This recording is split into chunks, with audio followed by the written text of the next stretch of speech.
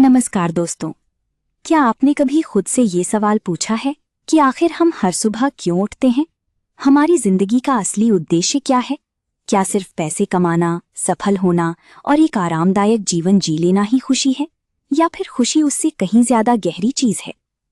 Japan की एक बेहद खूबसूरत सोच इकिगाई इसी सवाल का जवाब देती है।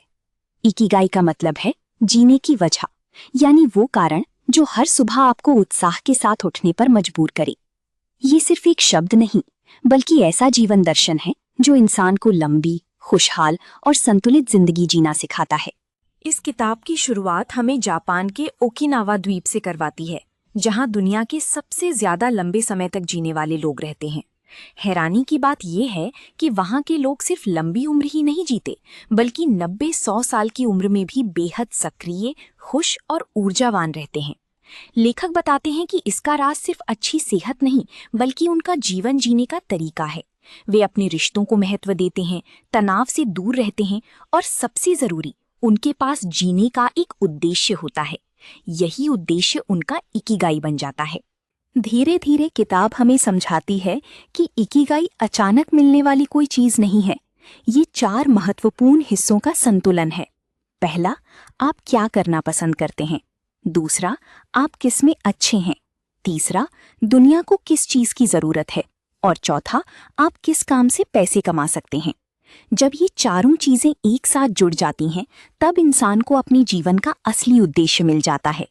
यही वजह है कि कुछ लोग अपने काम में बेहद खुश रहते हैं, जबकि कुछ लोग सफलता मिलने के बाद भी अंदर से खाली महसूस करते हैं। इसके बाद किताब एक बहुत दिलचस्प कॉन्सेप्ट के बारे में बात करती है, जिसे फ्लो कहा जाता है। आपने शायद कभी महसूस किया होगा कि कभी कभी हम किसी काम में इतने खो जाते हैं कि समय का पता ही नहीं चलता। वही फ्लो है। लेखक बताते हैं कि असली खुशी उन्हीं पलों में मिलती है जब हमारा पूरा ध्यान और दिल किसी काम में लगा हो। जब इंसान अपने पसंदीदा काम को पूरे जुनून के साथ करता है, तो वही काम उसके लिए तनाव नहीं, बल्कि खुशी का कारण बन जाता है।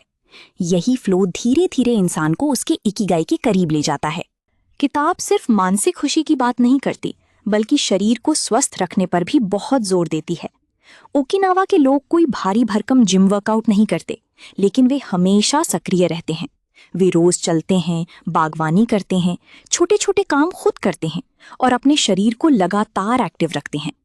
लेखक कहते हैं कि लंबी जिंदगी का रहस्य कठिन एक्सरसाइज में नहीं, बल्कि रोज की छोटी छोटी हेल्दी हैबिट्स में छुपा होता है। यही छोटी आदतें शरीर को फिट और मन को शांत रखती हैं। इसी के साथ किताब खाने की आदतों पर भी एक बेहद महत्वपूर्ण सिद्धांत बताती है, हारा हाची बू। इसका मतलब है कि कभी भी पेट भरकर मत खाओ, बल्कि 80% तक ही खाओ। ओकिनावा के लोग इस नियम का पालन करते हैं, जिसकी वजह से उनका शरीर हल्का और स्वस्थ रहता है। वे संतुलित और सादा भोजन करते हैं। किताब हमें सिखाती है कि अच्छी जिंदगी सिर्फ ज्यादा खाने या ज्यादा कमाने में नहीं, बल्कि संतुलन में है। जैसे जैसे कहानी आगे बढ़ती है, हमें एहसास होता है कि इंसान अकेले खुश नहीं रह सकता। इकिगाई रिश्तों की ताकत पर भी बहुत जोर देती है। जापानी संस्कृति में लोग परिवार, दोस्तों और समाज के साथ गहराई से जुड़े रहते हैं। वहाँ मोआई नाम के सोशल ग्रुप्स होते हैं, जहाँ लोग एक दूसरे का साथ देते हैं और मुश्किल समय में भावनात्मक सहारा बनते हैं। यही रिश्ते उन्हें अकेलेपन और तनाव से दूर रखते हैं। किताब कहती है कि जिंदगी की असली दौलत पैसा नहीं, बल्कि वो लोग हैं जो हमारे साथ खड़े रहते हैं। इसके बाद लेखक काम और करियर को लेकर हमारी सोच बदलने की कोशिश करते हैं। जापान में लोग अपने काम को सिर्फ कमाई का जरिया नहीं मानते, बल्कि अपने जीवन के उद्देश्य की तरह देखते हैं। यही कारण है कि वे कभी पूरी तरह रिटायर नहीं होते। वे जीवन भर कुछ न कुछ सीखते रहते हैं, काम करते रहते हैं और खुद को बेहतर बनाते रहते हैं।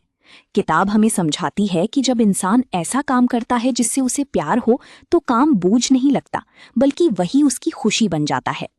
लेकिन सबसे बड़ा सवाल यही आता है कि आखिर अपना इकिगाई खोजें कैसे। किताब कहती है कि इसकी शुरुआत खुद से सही सवाल पूछने से होती है। मुझे क्या पसंद है, मैं किस में अच्छा हूँ, दुनिया को किस चीज की जरूरत है और मैं किस काम से अपनी जिंदगी चला सकता हूँ। इन सवालों के जवाब तुरंत नहीं मिलते। इसके लिए इंसान को नई चीजें ट्राई करनी पड़ती हैं, छोटे छोटे एक्सपेरिमेंट्स करने पड़ते हैं और धैर्य रखना पड़ता है। क्योंकि इकिगाई कोई डेस्टिनेशन नहीं बल्कि धीरे धीरे बनने वाला सफर है। धीरे धीरे किताब हमें ये एहसास दिलाती है कि खुशहाल जिंदगी का मतलब बड़ी उपलब्धियां हासिल करना नहीं है। असली खुशी उन छोटे पलों में छुपी होती है। परिवार के साथ बैठकर चाय पीना, सुबह की धूप महसूस करना, किसी पसंदीदा काम में खो जाना या किसी अपने के साथ हंसना। यही छोटे पल जिंदगी को खूबसूरत बनाते हैं। इकिगाई हमें सिखाती है कि अगर हमारे पास हर सुबह उठने की एक वजह है तो हमारी जिंदगी में ऊर्जा, अर्थ और खुशी हमेशा बनी रहेगी। अंत में ये किताब हमें एक बहुत खूबसूरत संदेश देती है। लंबी और संतुलित जिंदगी के लिए जरूरी है कि हम हमेशा सक्रिय रहें, अपने शरीर और मन का ध्यान रखें, रिश्तों को महत्व दें और ऐसा काम करें जिससे हमें सच्ची खुशी मिले। तनाव को कम करना, सकारात्मक सोचना और हर दिन को उत्साह के साथ जीना ही असली इकिगाई है।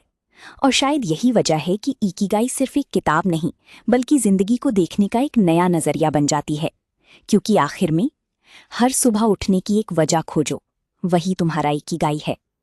अगर आपको ये बुक समरी पसंद आई हो तो वीडियो को लाइक जरूर करें, चैनल को सब्सक्राइब करें और बेल आइकन दबाना ना भूलें ताकि ऐसी ही शानदार किताबों की सीख आपको मिलती रहे।